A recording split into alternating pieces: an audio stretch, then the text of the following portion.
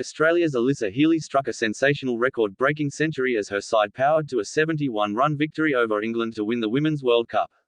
The wicketkeeper put on a batting masterclass on her way to hitting the highest-ever individual score in an ODI World Cup final, overtaking fellow Australian Adam Gilchrist's 149 against Sri Lanka in 2007.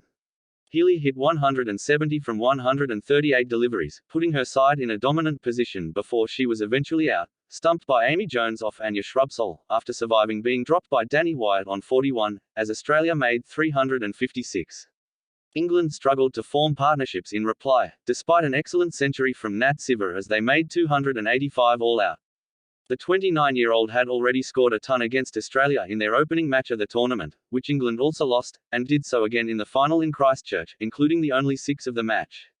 Heather Knight's side started their mammoth chase positively, and scored faster than their opponents at the start of the innings, reaching 59 for 2 after 10 overs while Australia had been 37 without loss. Siver survived 2 reviews after being brought to the crease by the early loss of Danni Wyatt and the wicket of Tammy Beaumont, as she finished the tournament without being dismissed against the World Cup winners, having scored 257 runs in total. The all-rounder alongside her captain looked to rebuild, before Knight was trapped LBW by Alana King to leave England 86 for 3.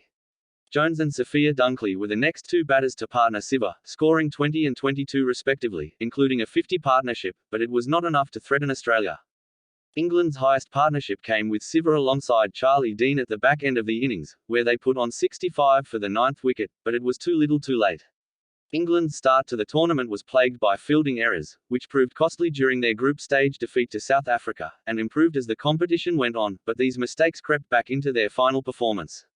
In the first innings, Healy and opening partner Rachel Haynes were both dropped in the same over, Haynes by Wyatt at backward point, and Healy by Siver at mid-wicket off the bowling of Kate Cross.